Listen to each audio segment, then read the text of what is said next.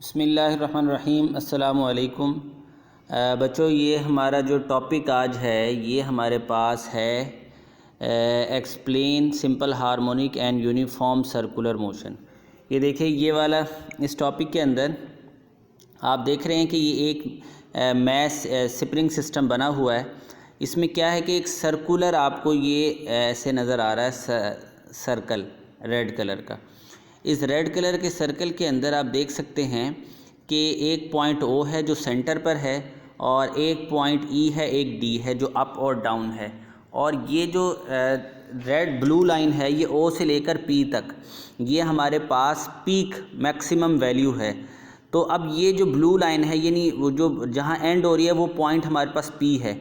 ये P point actually move करता है इस सर्कल के अंदर। जैसे ही सर्कल के अंदर मूव करता है तो इधर से लाइन देखें, सी और बी जो वर्टिकल यहाँ कंपोनेंट है, इधर जो लेफ़्ट साइड पर यहाँ पर है सी नीचे वाला पॉइंट है, बी ऊपर वाला है। तो ये जो हमारे पास पी पॉइंट है इधर सर्कल के अंदर, ये सी और बी के दरमियान ही हरकत करेगा। ज़ाहिर है सर्कल के अंदर मूव करेगा।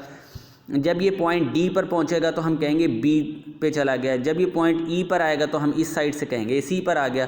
तो उधर का जो एरो है वो हमें मैक्सिमम एम्पलीट्यूड बता रहा है, एक्स बता रहा है। एक्स कभी ऊपर की तरफ जाएगा, कभी एक्स नीचे की तरफ आएगा। इसी तरह यहाँ पर ये जो P है ये एक्स ओ से P तक ये एक्स नॉट है। एक्स नॉट से मुराद ये है कि ज़ाहिर है ये पीक वैल्यू है।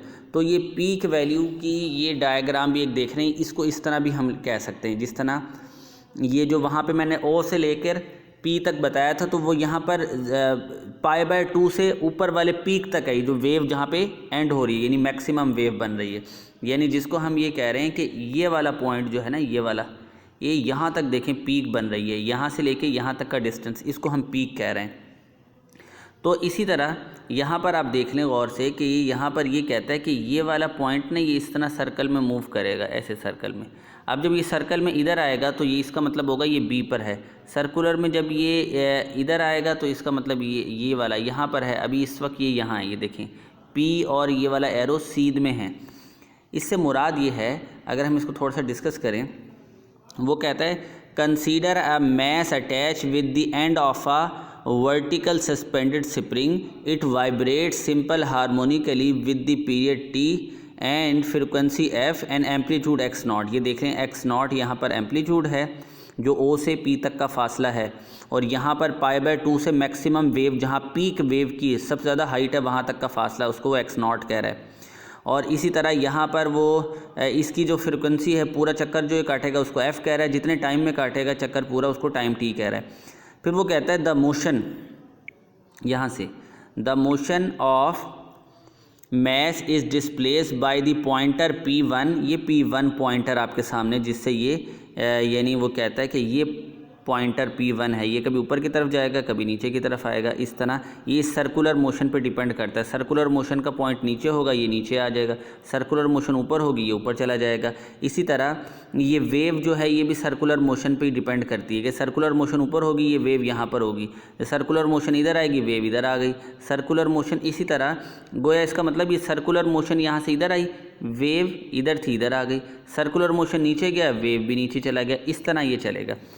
तो वो ये कहता है पॉइंटर P से हमने on the line BC with A as mean position. A हमारे पास मीन पोजीशन है, ये आप यहाँ पर देख ही सकते हैं कि जो यहाँ पर इस साइड पर ये आप देख रहे हैं ये मीन पोजीशन है। ऊपर पीक है, नीचे भी क्या है, पीक है, C तक भी क्या है, पीक। तो उसने कहा position B and C are extreme position as shown in the figure. इसको एक्सट्रीम कह लें या पीक कह लें। फिर वो यहाँ पर कहता है at t is equal to 0 the pointer is at position A। आप देख सकते हैं पोजीशन A पर होगा पॉइंटर जब t 0 होगा, यानी जब ये OP लाइन जो है ना ये हॉरिजेंटल होगी फुली। तो फिर इसी तरह वो यहाँ पर कहता है as at position A then it position B and A C are back to A at instant. अब ये क्या करता है, ये पूरा सर्कल घूमेगा। पहले ये पोजीशन A पर है, फिर ये B पर जाएगा, फिर A पर आएगा, फिर C पर जाएगा। समझ गए बात? यानी इसका मतलब ये है कि ये एक लाइन बनी हुई है। ये जो सपोज़ लाइन है इसके अंदर वो ये कहता है कि अगर यहाँ पर ये इस तरह की लाइन है, ये मिड पॉइंट है, ये पहले फुल ऊपर जाएगा, फिर वापसी इधर नीचे आएगा, फिर नीचे तक जाएगा, फिर इधर वापसी आएगा। तो इसको वो कह रहा है कि ये पहले पॉइंटर जो है इज़ एट पोजीशन ए पर था, फिर बी पर गया, फिर दोबारा ए पर आया, फिर सी पर आ गया।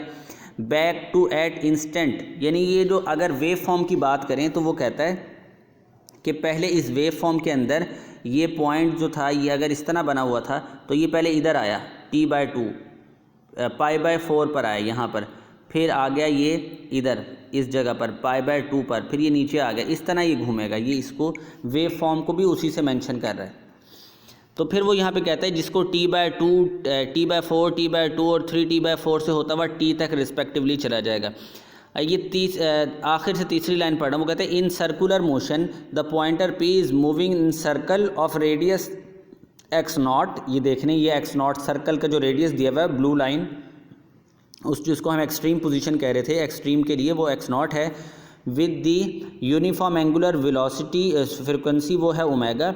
Let us consider the motion of point n, जो पॉइंट n की मोशन है उसको हमने कहा the projection of p of the diameter. Diameter देख लें इस सर्कल का, वो हमारे पास है E से D तक। जाहिर है नीचे सर्कल के E लिखा ऊपर D, तो डायमीटर होता है। उसने कहा इस डायमीटर के अंदर ये मूव करेगा। Level of D and E as similar to the point B and C. ज़ाहिर है इस साइड पे जो लेफ़्ट साइड पे बी और सी पॉइंट हैं ये इसी तरह है जैसे सर्कल के अंदर ई और डी पॉइंट हैं। तो फिर वो कहते हैं hence the comparison of motion of the point N and P1 show that the motion of the projection of a particle is moving in simple harmonic. ये सिंपल हार्मोनिक हुआ, इसका मतलब ये जो वेव मोशन है ये भी सर्कुलर मोशन भी। तो आपने इसको एक दफ़ा बुक से भी रीड करना है, ये थोड़ा सा इंट्रोडक्शन है, याद करना आसानी होती है। आगे तो ज़ाहिर है इसकी कैलकुलेशन इस सिंपल हार्मोनिक मोशन से रिलेटेड और प्रॉब्लम्स भी हम करेंगे।